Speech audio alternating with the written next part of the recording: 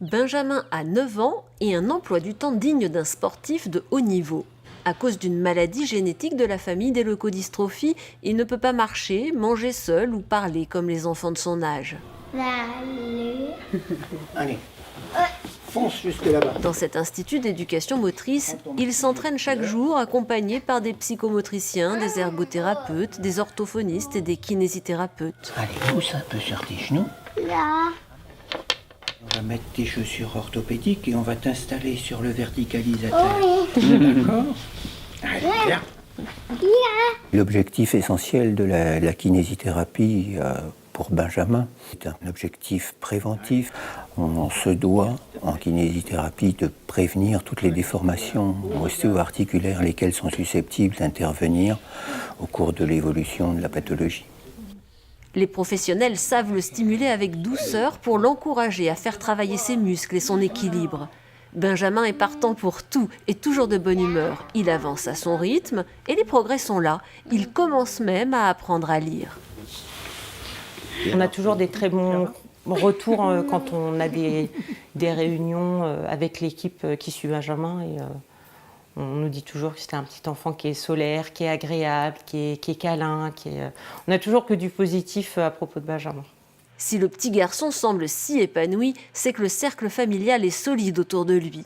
Ses parents ont adapté leur vie depuis l'annonce du diagnostic. Benjamin avait 2 ans. Les oncles, les tantes, les grands-parents sont mobilisés. C'est d'ailleurs sa grand-mère qui a repéré les premiers signes de la maladie. Et puis il y a le grand frère, Mathéo, si important pour Benjamin. Avec mon frère Benjamin, j'ai un lien qui est assez fort, même si de temps en temps on se dispute. Donc des fois on met un peu de temps à se remettre et puis après on redevient assez complices. Donc c'est sympa. Comme Benjamin, 3 à 6 enfants naissent chaque semaine en France avec une de ces maladies, 20 à 40 en Europe. Quand tout va bien, les ordres donnés par le cerveau et la moelle épinière, ici en orange, sont transportés par des cellules nerveuses partout dans le corps. Quand le cerveau ordonne à la main d'attraper un objet, la main l'attrape. Quand il dit aux jambes de marcher, la personne avance. Ces cellules super puissantes, ce sont des neurones. Ils transmettent les informations sous forme de signaux électriques qui se déplacent, ici en bleu. Pour cela, ils ont besoin de la myéline, la substance qui entoure les bras de ces neurones. La myéline est composée de plusieurs couches de graisse, bien serrées les unes contre les autres. Dans le cas des leucodystrophies, à cause d'une anomalie génétique, la myéline est grignotée par d'autres cellules. Selon la zone détruite, l'influx nerveux ne peut plus passer, l'ordre n'arrive plus jusqu'à la main, l'œil, la jambe ou l'oreille, et les malades ne peuvent plus voir, bouger ou entendre. Le corps entier se retrouve paralysé. Pour offrir aux petits malades et à leur famille un peu de répit, Ella organise des séjours à Center Parcs. Chacun peut partager son expérience, retrouver des amis, demander des conseils. Pour les frères et sœurs et les parents des malades, c'est un moment fort, attendu toute l'année.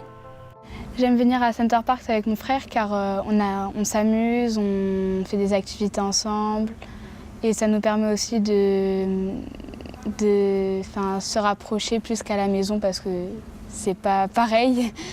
Et je pense que lui, il aime bien venir, il aime beaucoup venir ici, il en parle beaucoup. Ça nous fait passer des bons moments et que je rencontre d'autres familles et d'autres frères et sœurs en fait. Et donc du coup, ça me permet de parler avec eux. Ici, les enfants peuvent arriver au bord du bassin, même avec un fauteuil roulant s'ils en ont besoin. Eux aussi peuvent donc se plonger dans la piscine, se sentir flotter, jouer, bouger, se laisser aller.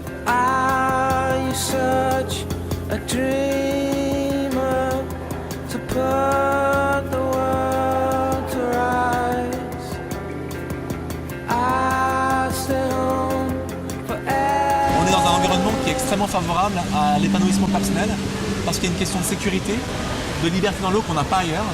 Et de sécurité parce que finalement on se rend compte que très vite un enfant malgré le handicap il peut flotter, il peut se déplacer à plus grand moins de vitesse c'est vrai, mais il peut se déplacer avec des petits mouvements, un petit rien, ça suffit pour glisser et avancer sur l'eau. Une parenthèse de bonheur qui donne aussi à leurs parents de la force pour se battre à leur côté, en attendant de trouver un traitement pour les sauver.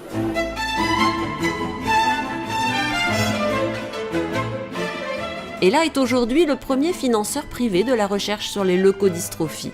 Le problème, c'est qu'il existe au moins 30 formes de la maladie, chacune frappant un petit nombre de personnes.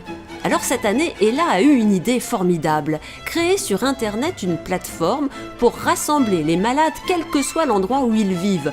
Le projet s'appelle LeuConnect. Les patients pourront ainsi tester les futurs médicaments en France et dans le monde entier. Un formidable coup de pouce pour gagner du temps et utiliser au mieux l'argent récolté par les élèves lors de la campagne Mets tes baskets. C'est une bonne cause. Il faut vraiment se donner à fond parce que c'est important. Je trouve que les élèves sont mobilisables pour les bonnes causes. C'est-à-dire que quand ils sentent qu'il faut y aller, ils y vont, toujours. On a toujours beaucoup à apprendre des élèves. Et c'est toujours ce que j'ai fait dans toute ma carrière.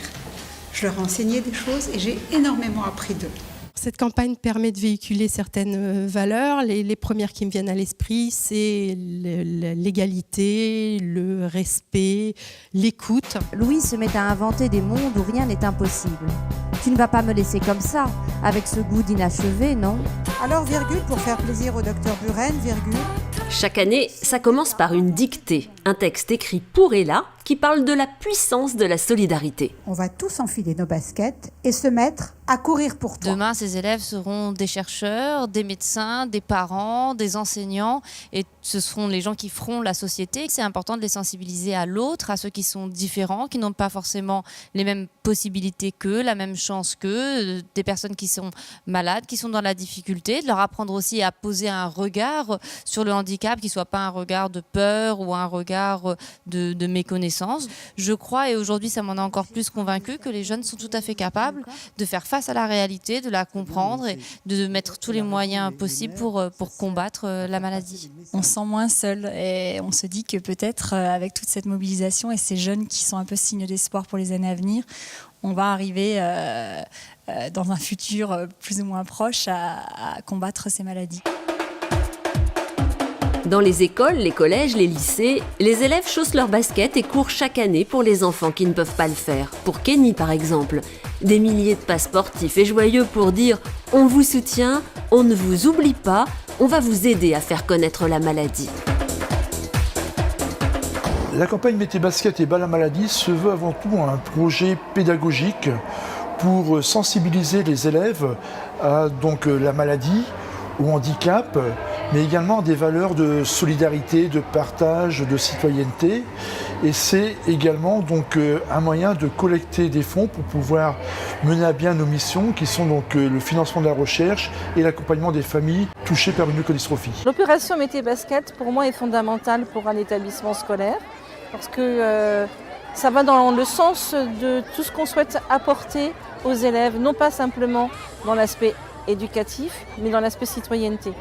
Pour moi, on forme des futurs citoyens qui doivent avoir des valeurs de solidarité, de regard porté sur autrui et d'entraide. Et là, on est complètement en adéquation avec ce que véhicule Mets tes baskets. Tout le monde y participe, même les élèves dispensés sont invités à venir quand même sur le stade, qui courent ou pas d'ailleurs, ne serait-ce que pour encourager les autres élèves, en équipe, en faisant le relais. On est tous un maillon d'une chaîne et c'est ensemble qu'on va y arriver. On a fait des ateliers, donc il y en avait un, on avait un foulard sur les yeux et on avait un coéquipier qui nous accompagnait, qui nous guidait. Un deuxième, on a fait une partie de basket en fauteuil roulant. Et une troisième, on avait un espèce de brassard qu'on accrochait avec une autre personne à nos jambes. Et on devait marcher ensemble, donc il fallait qu'on s'entende bien pour pouvoir avoir le rythme. La mobilisation des enseignants, la mobilisation de nos parrains aussi, pour nous, c'est primordial. Ça nous aide dans le quotidien, ça nous booste pour aller au-delà. Puis pour ramener des fonds à l'association, parce qu'on sait très bien que le nerf de la guerre, c'est ça, c'est de ramener des fonds pour faire avancer la recherche et trouver une solution à cette maladie. Et c'est vraiment ce qui nous importe le plus.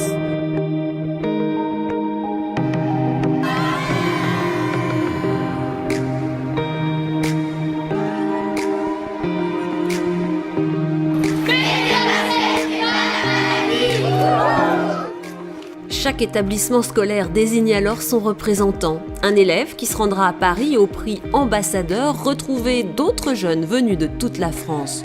Une façon pour Ella de leur dire merci. 1, 2, 3, go! Merci aux élèves qui courent, qui dansent, qui chantent. Merci à leurs enseignants.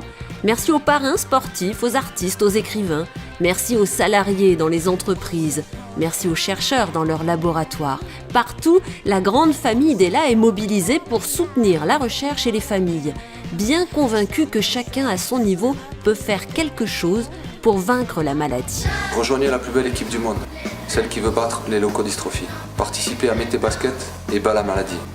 Je compte sur vous. On met ses baskets, on bat la maladie, tous ensemble. Gros bisous. Mettez Baskets et bat la maladie. Mettez